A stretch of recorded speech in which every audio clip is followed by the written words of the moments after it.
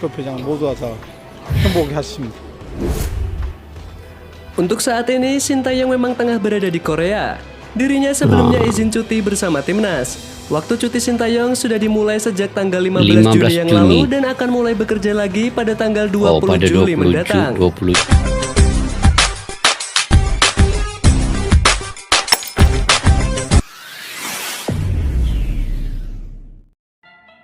Assalamualaikum dan salam persaudaraan. Selamat bertemu kembali di channel Askalani Studio, guys. Oke, hari ini hari kedua kita menyambut Hari Raya Aidil Adha. Kepada yang masih menyambutnya dan masih lagi membuat korban, mungkin kemarin dan hari ini masih ada lagi yang berkorban lembu, sapi, kambing dan sebagainya.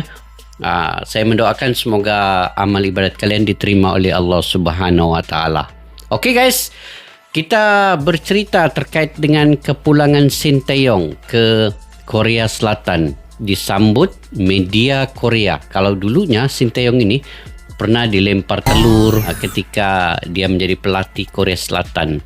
Tetapi kali ini kepulangannya ke Korea Selatan disambut oleh media Korea. Dan Sintayong juga sangat gembira menceritakan pengalaman dan juga keinginannya ketika membantu timnas Indonesia ini lolos ke kualifikasi putaran yang ketiga Piala Dunia, dan sejarah-sejarah yang dia lakukan ketika di Indonesia itu dipertanyakan di media Korea. Oke, guys, tanpa basa-basi kita semak dulu video ini. Nanti saya akan memberi pandangan ulasan di setiap apa yang diputarkan dalam video ini. Daripada channel Sport Center ID, baru tiba langsung disambut media Korea, cerita STY ke media usai membuat sejarah di Indonesia. Itu judulnya, guys. Oke, tanpa berbasa-basi, yuk kita simak dulu video ini.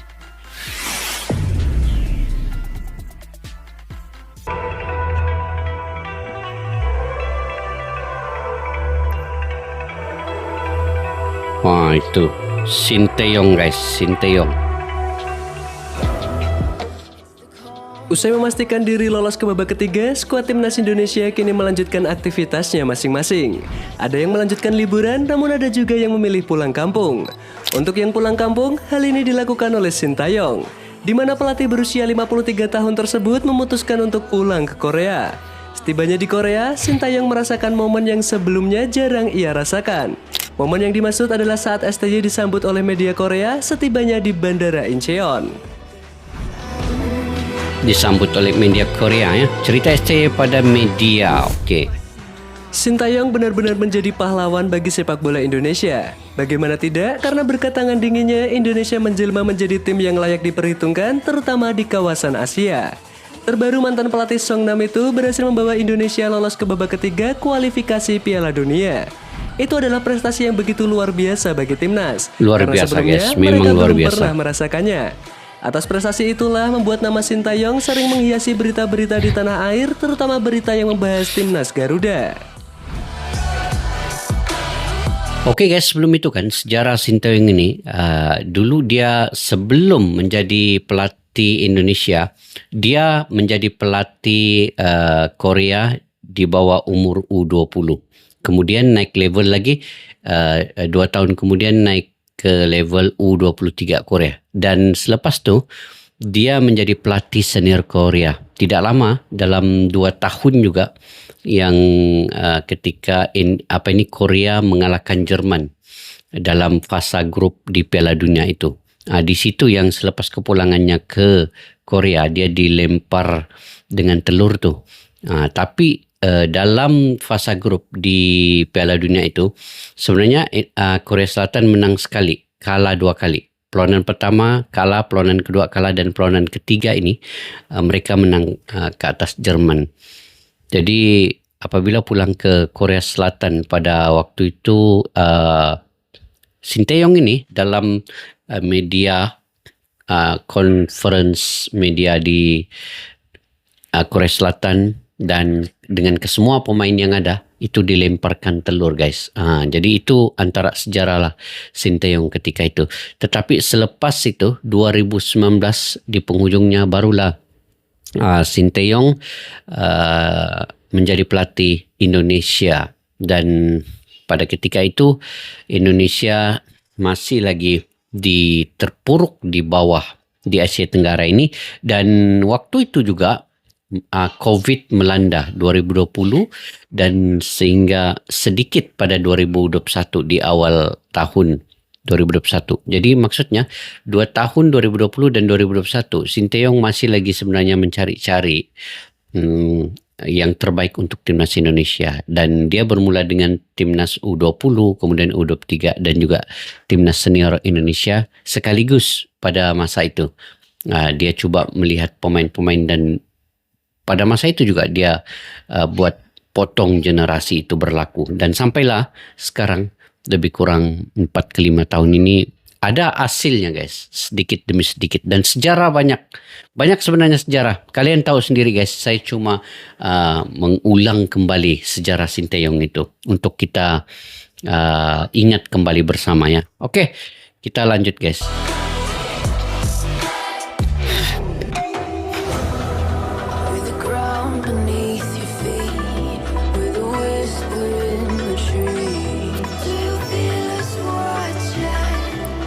Singgahlah kepada pemain-pemain diaspora ini.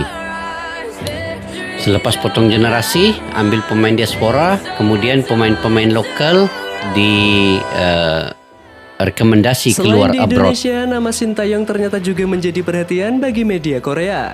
Media itu adalah Naver Sports. Beberapa waktu yang lalu, Naver membuat beberapa artikel yang membahas kesuksesan Sinteyong bersama Indonesia. Bahkan Naver sampai membanding-bandingkan pencapaian STY dengan pelatih asal Korea lain yang melatih tim ASEAN, seperti Kim Sang-sik dan Kim Pang-gun. Prestasi gemilang bersama Sinteyong di bawah kualifikasi ketiga kerinduan media Indonesia, prestasi bersejarah, kemungkinan melaju ke final Piala Dunia sangat kecil, tapi bola itu bulat. Itu. Tim besutan Sinteyong melaju ke final kalinya, Kim Sang-sik. Kita baca guys ya. Menara komando Korea dengan emosi campur aduk dalam pertarungan terakhir, Sinteyong tertawa, Kim Sang-sik menangis. Oke. Ini antara media-media di Korea. Setelah membuat artikel tentang STY, media Korea tampak belum puas. Terbaru ada salah satu media Korea yang rela menunggu Sinteyong tiba di Korea. Mereka sebelumnya tahu jika STY akan pulang menuju kampung halamannya. Usaha dari media itu akhirnya berhasil, karena mereka bertemu dengan Sinteyong. Saat bertemu itulah STY mendapatkan beberapa pertanyaan. Pelatih berusia 53 tahun itu akhirnya menceritakan soal kesuksesannya membawa Indonesia lolos ke babak ketiga kualifikasi Piala Dunia. Oke, ini ya diwawancara. 네, 우리 인도네시아 팀이 사실 힘든 2차 예선을 통과하고 3차 예선 갖는 거에 대해서는 진짜 저 또한 너무 기분 좋고, 인도네시아가 한 번도 또 3차 예선 가보지를 못했던 것을 이번에 갔기 때문에 또 큰 역사를 썼고 해서 Tengok guys, tengok. Ini dia bercerita dengan Indonesia itu dengan begitu senang, bahagia. Oke, semua orang bahagia, termasuk masyarakat penggemar sepak bola. Presiden Pak Jokowi, Presiden Asosiasi Sepak Bola Bapak Erick Thohir pun bahagia. Maksudnya guys, Sinteyong akan membicarakan terkait dengan Indonesia, ketumnya, PSSI-nya, Bapak Presidennya. Jadi dia senang, bangga sebenarnya dengan keadaan yang berlaku di Indonesia, lolosnya timnas Indonesia ke putaran ketiga itu. Memang kalau kita pun, saya lah sendiri juga, contohlah saya rakyat Indonesia sama seperti kalian guys. Memang satu kebanggaan yang sangat tinggi ya dengan adanya Sinteyong ini dan juga Bapak Erick Thohir. Saya sebenarnya melihat kebanggaan Indonesia itu pada Bapak Erick Thohir dan juga Bapak Erick Thohir, Sinteyong dan juga Bapak Jokowi. Sebenarnya ketiga-tiga ini punya kolaborasi yang baik ya untuk membina sepak bola Indonesia. Sebab itu Bapak Jokowi dan Bapak Erick Thohir apabila diisytiharkan saja Bapak Erick Thohir menjadi ketua umum, mereka terus melawat ke IKN, yaitu pusat transformasi ataupun training center sepak bola Indonesia di IKN itu. pelancarannya telah dilakukan, peresmian pecatanannya oleh Bapak Jokowi. Nah, itu yang mula-mula dilakukan selepas Bapak Erick Thohir menjadi ketum itu. Jadi itulah saya bangga sebenarnya dengan adanya Sinteyong, Bapak Erick Thohir dan juga Presiden Bapak Jokowi yang sama-sama sebenarnya membangunkan sepak bola Indonesia. Dari satu sudut guys, kalau kita melihat ketiga-tiga ini, kalau tanpa kolaborasi ketiga-tiga ini, maka timnas Indonesia itu agak sukar juga sebenarnya. Tapi dengan adanya kolaborasi ketiga-tiga ini tadi, Bapak Erick Thohir, Sinteyong, Bapak Jokowi sama-sama seiring. Mereka ini seiring guys sebenarnya untuk membangunkan sepak bola itu. Jadi itulah Sinteyong ini satu kebanggaan untuk rakyat Indonesia. Dia ini kiranya yang terpilih datang ke Indonesia membangun sepak bola Indonesia itu, dan paling tepat pada waktunya. Begitu guys. Oke, 좋아하고 kita lanjut. 국민들이나 축구 팬들아 뭐 대통령부터 우리 축구협회장 모두가 다 행복해 하십니다. Untuk saat ini, Sinteyong memang tengah berada di Korea. Dirinya sebelumnya izin cuti bersama timnas. Waktu cuti Sinteyong sudah dimulai sejak tanggal 15 Juni yang lalu dan akan mulai bekerja lagi pada tanggal 20 pada Juli mendatang. 20 Juli, Saat hari kembali nanti, Sinteyong akan Rabu. mendapatkan pekerjaan yang sangat sulit. Selain mempersiapkan tim untuk menghadapi babak ketiga, dirinya juga ditugaskan untuk mencari tambahan pemain. Pemain tambahan itu tujuannya untuk memperkuat tim agar bisa bersaing di babak ketiga kualifikasi Piala Dunia.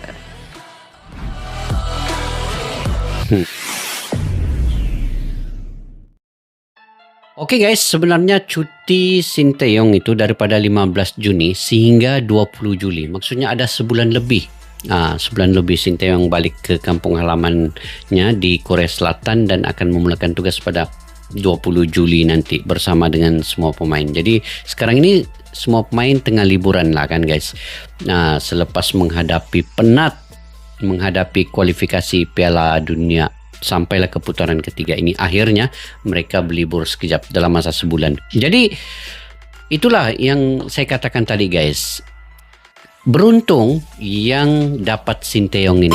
Mana-mana timnas yang dapat Sinteyong ini sangat beruntung. Dan satu kebanggaan sebenarnya untuk timnas negara itu, terutamanya timnas Indonesia yang ketika ini dilatih oleh Sinteyong, Bapak Erick Thohir ada di situ, dan juga Presiden Bapak Jokowi.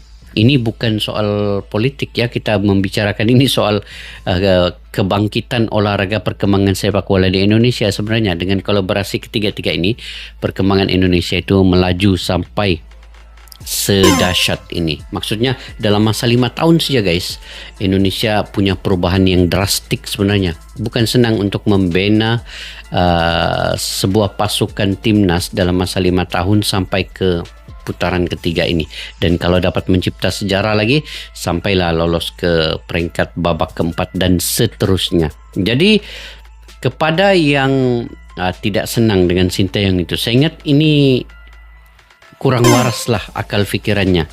Tidakkah dia melihat daripada 2019 sampailah 2024 apa sejarah yang sudah dilakukan oleh Sinteyong itu, membawa Indonesia U23 senior ke Piala Asia, kemudian senior lagi ke putaran ketiga kualifikasi Piala Dunia ini, dan membawa pemain-pemain lokal yang abroad ke luar negeri, yang sebelum ini hanya sedikit saja pemain-pemain lokal yang abroad. Tetapi dengan rekomendasi Sinteyong, pemain-pemain ini diberi pengalaman main di Korea, main di Jepang, main di Belgia, main di Belanda, juga di Eropa.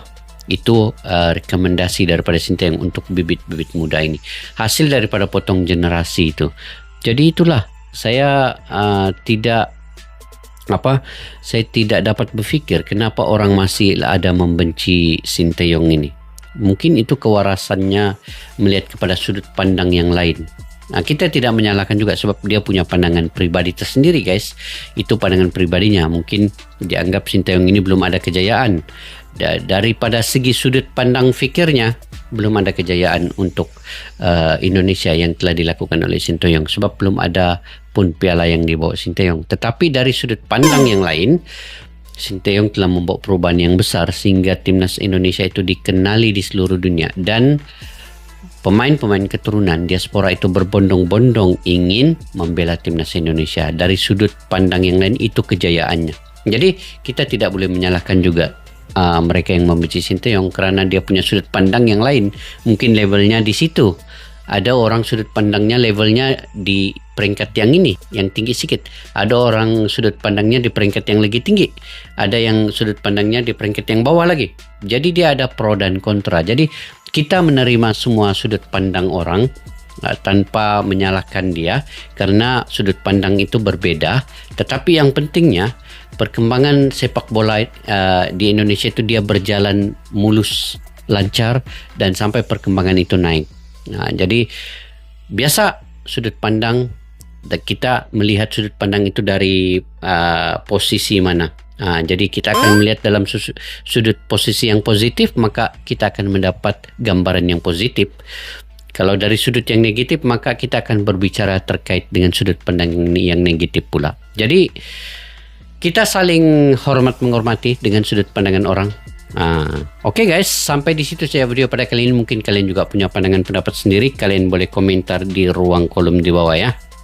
Pada yang baru mampir ke channel ini, kalian boleh mendukung dengan menekan butang subscribe, like, share, dan komen juga. Dan kepada yang sudah subscribe guys, saya sangat menghargainya. Saya sangat berterima kasih. Tanpa kalian tidak mungkin perkembangan channel Askalani Studio ini sampai ke tahap ini.